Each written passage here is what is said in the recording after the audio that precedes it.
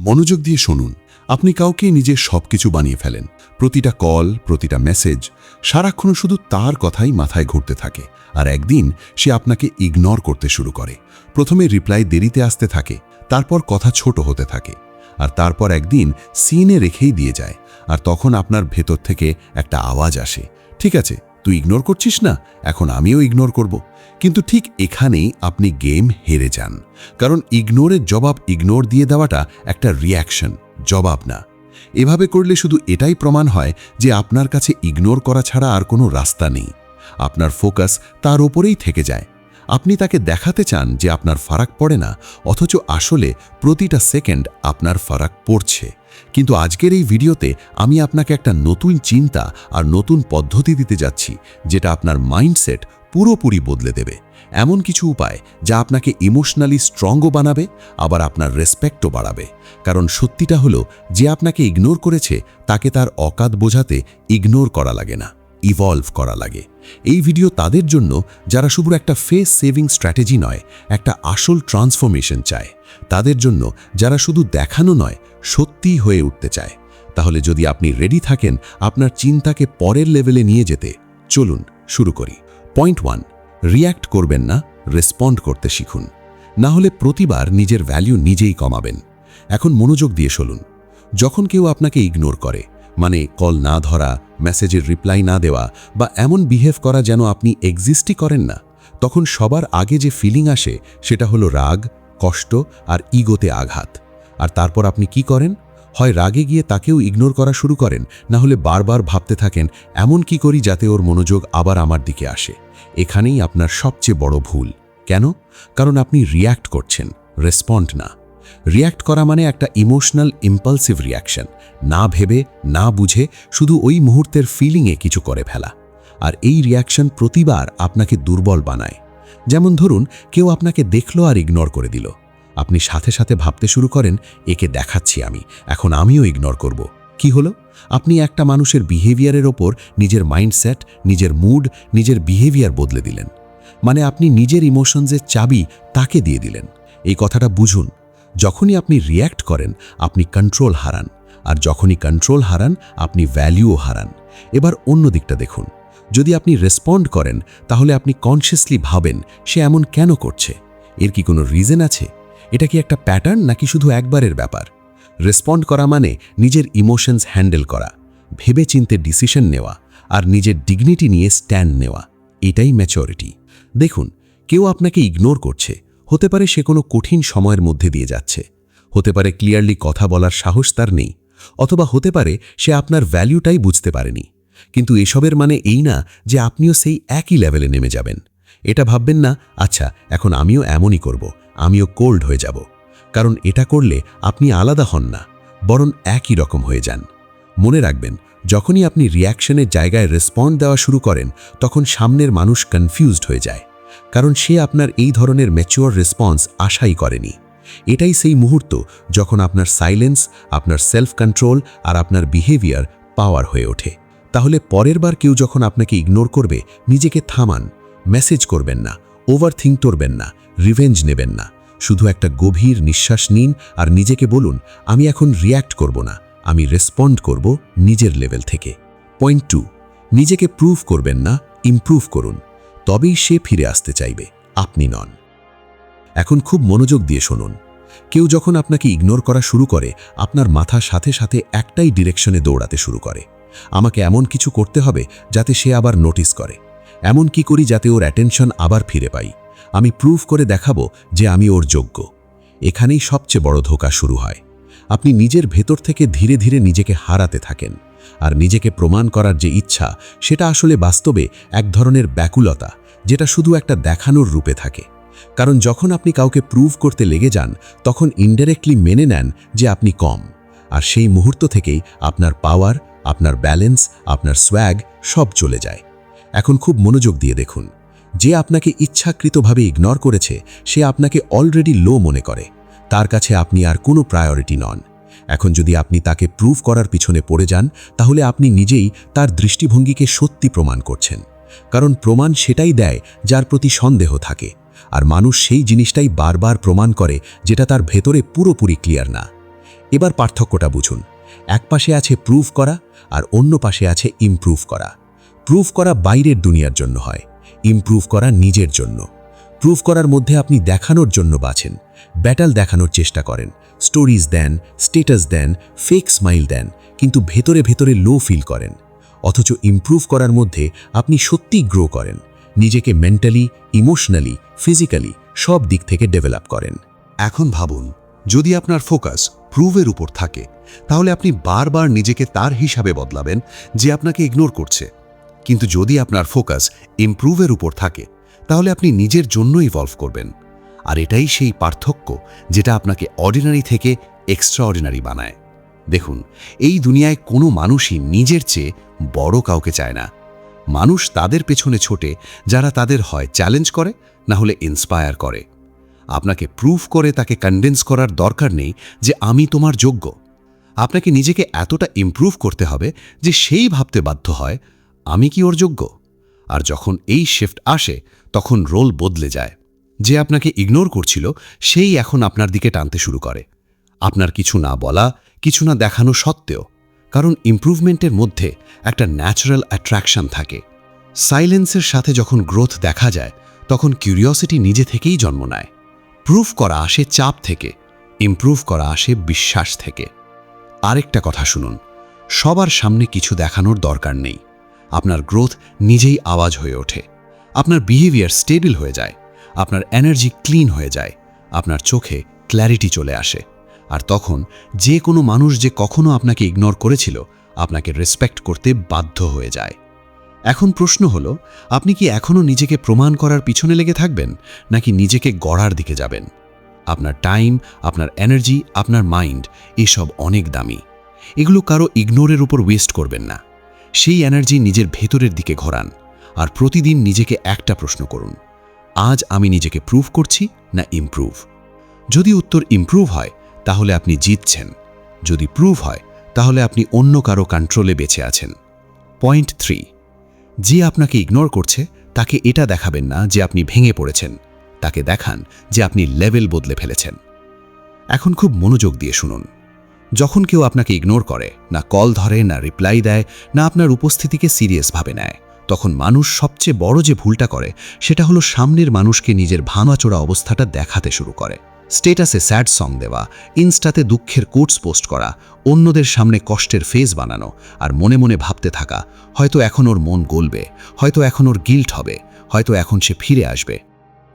কিন্তু শুনুন, এই যে ইমোশনাল দেখানোটা, এটা কখনোই রেসপেক্ট এনে দেয় না। সামনের মানুষ যদি ইচ্ছেকৃতভাবেই আপনাকে ইগনোর করে থাকে, তাহলে বিলিভ মি, এসব দেখে তার কোনো ফরক পড়ে না। বরং উল্টো, সে আরও কনফিডেন্ট হয়ে যায়। দেখো, ও তো এখনও আমার পিছনে পড়ে আছে, এখনও আমার রিয়াকশন অনুযায়ী চলছে। এখন একটু ভাবুন, যে মানুষ আপনাকে ইগনোর করছে, আপনি কি তার সিম্পাথি পাওয়ার জন্য তৈরি হয়েছেন, নাকি তার রেসপেক্ট পাওয়ার জন্য? আপনার আসল উত্তরটা কি হওয়া উচিত? একদম পরিষ্কার, রেসপেক্ট। আর রেসপেক্ট তখনই আসে যখন আপনি ভাঙার অ্যাক্টিং নয়, লেভেল বদলানোর রিয়ালিটি দেখান। এখন আপনি বলবেন, লেভেল বদলানো মানে কি? মানে হলো নিজের জীবনের এনার্জির ডিরেকশন বদলে ফেলা। মানে যে ফাঁকা জায়গাটা সে রেখে গেছে, সেটাকে আপনার রুটিনের মজবুতিতে বদলে ফেলা। মানে সেই মানুষটার কথা ভেবে দুর্বল হওয়ার বদলে নিজেকে এতটা মেন্টালি ইভলভড বানিয়ে ফেলা যে সে আপনার লেভেলে পৌঁছাতেও ভয় পায়। কারণ সত্যিটা হলো, ইগনোরের সবচেয়ে বিপজ্জনক জবাব সিম্পাথি দিয়ে নয়, সাকসেস দিয়ে দেওয়া হয়। এখানে সাকসেস মানে শুধু টাকা বা শো অফ না। এখানে সাকসেস মানে হলো আপনার সেলফ কন্ট্রোল, আপনার ইনার পিস, আপনার ফোকাস, আপনার ভাইব, যেটা এখন আর কারো অ্যাটেনশনের ওপর ডিপেন্ডেন্ট না। যখন আপনি এটা দেখান যে আপনি ভেঙে পড়েননি, বরং আরও স্টেবল হয়ে উঠেছেন। যখন আপনি প্রতিটা কথায় এক্সপ্লেনেশন দেন না, বরং চুপচাপ নিজের লাইফে ব্যস্ত হয়ে যান, তখন সেই মানুষ যে আপনাকে ইগনোর করছিল, সেই আবার লুকিয়ে লুকিয়ে আপনাকে দেখতে শুরু করে। সে ভাবে, এ তো আগে আমার সাথে অনেক জড়িয়ে থাকতো, এখন এর অ্যাটেনশন কোথায় গেল? এ তো আমার মেসেজের অপেক্ষায় থাকতো, এখন এর কাছে গুরুত্বপূর্ণ জিনিসগুলো কি? এখন কি ওর লাইফে অন্য কেউ চলে এসছে? আর এই প্রশ্নগুলোই প্রথমে তার মাইন্ডে কনফিউশন তৈরি করে, তারপর রিগ্রেট, তারপর আসে অনুশোচনা। আর মনে রাখবেন, আপনার কখনো কাউকে গিল্টে ফেলার চেষ্টা করা উচিত না। আপনাকে শুধু নিজেকে সেই লেভেলে নিয়ে যেতে হবে যেখানে তার গিল্ট তাকে নিজেই খেয়ে ফেলে। এখন আপনি ভাবছেন, আমি এটা কিভাবে করি? খুব সিম্পল, নিজের রুটিনে বাউন্ডারিজ সেট করুন। নিজের এনার্জি সোশ্যাল মিডিয়াতে অবশ্যই দিন, কিন্তু শো অফ করবেন না। ফিজিক্যাল ফিটনেসের উপর কাজ করুন, শুধু বডির জন্য না, মাইন্ডসেটের জন্য। আর সবচেয়ে জরুরি, নিজের ইমোশনসের ডিপেন্ডেন্সি কারো মানুষ থেকে সরিয়ে নিজের উপর সেট করুন। কারণ যখন আপনি নিজের সাথে ইমোশনালি কানেক্টেড থাকেন, তখন কারো ডিসকানেক্ট হয়ে যাওয়ায় ফরক পড়ে না। আপনাকে ভাঙা দেখায় না, আপনাকে আনস্টপেবল মনে হয়। আর যখন আপনাকে আনস্টপেবল মনে হয়, তখন সামনের মানুষ নিজেই স্লো মনে করে নিজেকে। এখন ভাবুন, আপনি চাইবেন যে সে আপনাকে দেখে ভাবুক, বেচারা এখনও আমার পিছনে আছে, নাকি সে আপনাকে দেখে ভাবুক, এ তো এখন অন্য কোনো লেভেলেই চলে গেছে, হয়তো এখন আমি এর যোগ্যও নই। তাহলে পরের বার কেউ যখন আপনাকে ইগনোর করবে, তখন তার সিম্প্যাথি পাওয়ার চেষ্টা করবেন না, তাকে গিল্ট দেওয়ার অ্যাক্টিংও করবেন না। শুধু চুপচাপ এমন কাজ করে যান যাতে একদিন সে নিজেই তার ইগনোর করাটার জন্য লজ্জিত হয়ে যায়। পয়েন্ট 4, যে আপনাকে ইগনোর করছে তাকে মনে করিয়ে দেবেন না যে আপনি আছেন।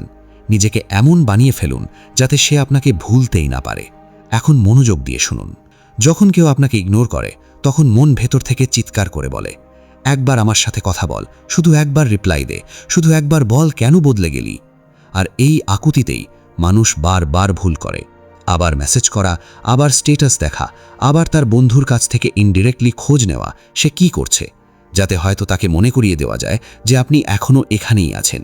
কিন্তু ঠিক এখানেই আপনি গেম হেরে যান। কারণ যাকে বারবার এটা মনে করিয়ে দিতে হয় যে আপনি তার জীবনে আছেন, সে আপনাকে কখনো তার গুরুত্ব দেবে না। আর যে মানুষ নিজেকে ভুলিয়ে অন্য কাউকে মনে করিয়ে দেওয়ার চেষ্টায় লেগে থাকে, সে নিজের ভ্যালু নিজেই কমাচ্ছে। এই কথাটা খুব মনোযোগ দিয়ে শুনুন।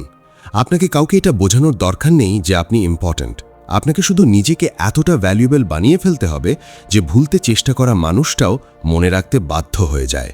কারণ অ্যাটেনশন চাওয়া মানুষরা ধীরে ধীরে হারিয়ে যায়, কিন্তু যারা নিজের পরিচয় নিজে বানায় তারা তাদের ছাপ রেখে যায়। এখানে একটা মাইন্ড শিফট দরকার।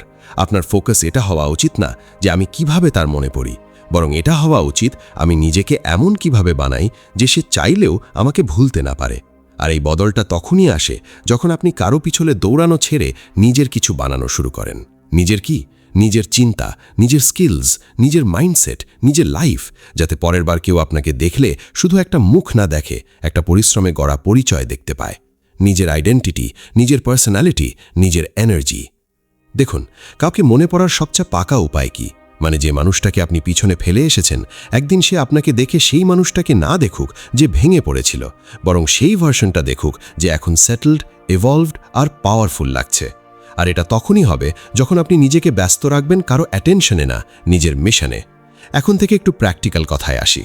যখন আপনি একদম ডিসঅ্যাপিয়ার হয়ে যান, ইমোশনাল লেভেলে, ডিজিটাল লেভেলে আর ফিজিক্যাল লেভেলে, আর সেই গ্যাপটায় নিজেকে এতটা ক্ল্যারিটি, ডেপথ আর এনার্জি দিয়ে ভরে ফেলেন, তখন একটা সময় আসে যখন সামনের মানুষ নিজেই নিজেকে প্রশ্ন করতে শুরু করে, এ তো আমাকে ছাড়াও পারফেক্টলি ফাইন আছে, এখনই কি করছে? এখন কি অন্য কারোর সাথে জড়িয়ে গেল? আর ঠিক সেখান থেকেই শুরু হয় রিকল সাইকেল। কিন্তু পার্থক্যটা হলো, আগে সে আপনাকে নোটিস করত কারণ আপনি চেজ করছিলেন, এখন সে আপনাকে নোটিস করে কারণ আপনি জ্বলছেন। আর বিশ্বাস করুন, যারা আপনাকে ইগনোর করে তারা আপনার প্রতি ইন্টারেস্ট হারায় না, তারা শুধু আপনাকে প্রেডিক্টেবল মনে করতে শুরু করে। আর যখন আপনি প্রেডিক্টেবল হয়ে যান, তখন বোরিং লাগতে শুরু করেন। তাই নিজেকে একটা সারপ্রাইজ ফ্যাক্টর বানিয়ে ফেলুন। এমন একজন মানুষ যে কিছু না বলেও ইম্প্যাক্ট রেখে যায়, এমন একটা ভাইব যেটা কাছে না এসেও মনে থেকে যায়। আপনাকে মনে পড়ার চেষ্টা করতে হবে না, আপনাকে স্মৃতি হয়ে উঠতে হবে। আর স্মৃতি তারা হয় না যারা সামনের মানুষের চোখের সামনে লেগে থাকে, বরং তারাই হয় যারা একদিন হঠাৎ উধাও হয়ে যায়, কিন্তু যখন আবার দেখা যায় তখন পুরো দুনিয়া চমকে যায়। এখন প্রশ্নটা এটা নয় যে সে আপনাকে কেন ভুলে গেল, প্রশ্নটা হলো আপনি নিজেকে কবে এমন বানাবেন যে কেউ আপনাকে ভুলতেই না পারে। আর সেটা তখনই হবে যখন আপনার প্রতিটা পদক্ষেপ, প্রতিটা ডিসিশন সেই মানুষটাকে ইমপ্রেস করার জন্য না হয়ে নিজেকে এলিভেট করার জন্য হবে। কারণ আসল স্মৃতি সেটাই হয় যেটা মনে খোঁচা দেয় না, বরং মাথায় আটকে থাকে।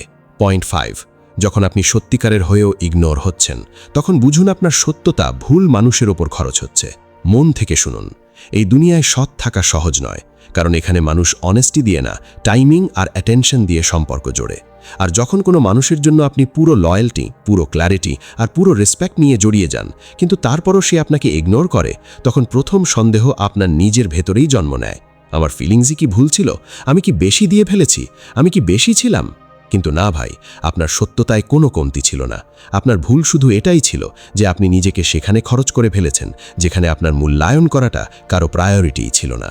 এবার কথাটা বুঝুন, সৎ মানুষরা এই ভেবে সম্পর্ক টিকিয়ে রাখে যে আমি যেমন আছি তেমনই থাকব, আর সামনের মানুষ অ্যাপ্রিশিয়েট করবে।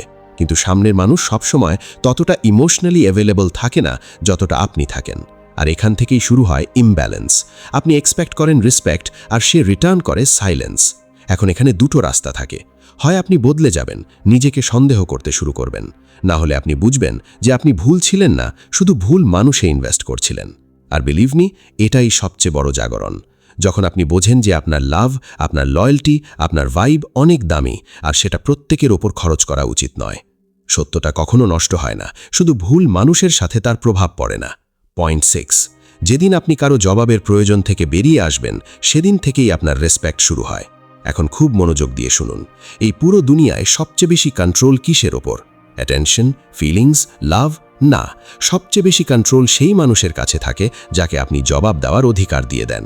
আর যখন কেউ আপনাকে ইগনোর করে, মানে মেসেজের রিপ্লাই দেয় না, কল ধরে না, আপনার প্রশ্নের উত্তর দেয় না, তখন আসলে সে শুধু সাইলেন্স দিচ্ছে না, নিজের পাওয়ার দেখাচ্ছে। এখানেই আসল টেস্ট শুরু হয়। আপনার ভেতরে কি এতটা শক্তি আছে যে আপনি সেই নীরবতা সহ্য করতে পারেন, না ভেঙে, না বিক্ষিপ্ত হয়ে? আপনি কি জবাব না চাওয়া ছাড়াই নিজের প্রশ্নের নিজেই সমাধান করতে পারেন, নাকি বারবার সেই মানুষটার দিকেই তাকাবেন যার চোখে এখন আপনার ভ্যালু কমে গেছে? দেখুন, একটা কথা পরিষ্কার বুঝে নিন, জবাব চাওয়া একটা পর্যায় অবধি মানবিক, কিন্তু বারবার চাওয়া নিজের রেসপেক্টকে খাটো করা। যখন কোনো মানুষ আপনাকে জবাব দেওয়া থেকে এড়িয়ে যায়, তখন সে শুধু কমিউনিকেশন অ্যাভয়েড করছে না, সে আপনার প্রশ্নগুলোকে এমনভাবে ট্রিট করছে যেন সেগুলো জরুরিই না, যেন আপনি যা ফিল করছেন তা ম্যাটারই করে না। আর আপনি বারবার জিজ্ঞেস করেন, কি হয়েছে, এমন কেন বিহেভ করছো, কোথাও রাগ করনি তো, আমার ফিলিংসের কি কোনো মূল্য নেই তোমার কাছে? তখন আপনি তাকে জবাব দেওয়ার না, নিজের ওপর কন্ট্রোল রাখার আরেকটা সুযোগ দিচ্ছেন। এখন একটু ভাবুন, কোনো হেলদি রিলেশনশিপ বা কানেকশনে কি সাইলেন্সকে কন্ট্রোলের মতো ব্যবহার করা উচিত? না। কিন্তু যখন কেউ এমন করছে, তখন আপনার কি করা উচিত? তার জবাব চাওয়া বন্ধ করুন, আর নিজের সাইলেন্স দিয়ে তার ভ্যালু নতুন করে ঠিক করা শুরু করুন। বলে না, চুপ থেকে এটা দেখান যে এখন তার থাকা না থাকা আপনার জন্য জরুরি না, আর তার জবাব আসাও না। কারণ যখন সাইলেন্স ম্যাচুরিটি থেকে আসে, তখন সামনের মানুষ শুধু আপনার অভাব না, নিজের ভুলটাও অনুভব করে। আপনি যখন এটা ডিসাইড করে ফেলেন যে এখন থেকে আমি কারো জবাব বা সাফায়ের অপেক্ষা করব না, এখন থেকে আমি কারো এক্সপ্লেনেশন দিয়ে নিজের পিস ঠিক করব না, তখন আপনি একটা নতুন লেভেলের পাওয়ার অ্যাক্টিভেট করেন। তখন আপনি নিজের সাথে কথা বলতে শুরু করেন। তখন আপনি ভাবেন, যদি কোনো মানুষ আমার প্রশ্নে আনকমফোর্টেবল হয়, তাহলে হয়তো আমি ভুল মানুষের কাছে কমফর্ট চাইছি। তখন আপনি ভেতর থেকে এতটা স্টেবিলাইজ হয়ে যান যে জবাব না পেলেও আপনার মাইন্ডসেট নড়ে না, কারণ এখন আপনার এনার্জি কারো আনসারের ওপর না, আপনার স্ট্যান্ডার্ডের ওপর টিকে থাকে। আপনার সেলফ ওয়ার্থ এখন অন্যদের রিয়াকশন থেকে না, আপনার অ্যাকশন থেকে ডিসাইড হয়। আপনার আর কারো রেসপন্সের প্রয়োজন হয় না, কারণ আপনি নিজেই নিজের সেরা রেসপন্ডার হয়ে উঠেছেন।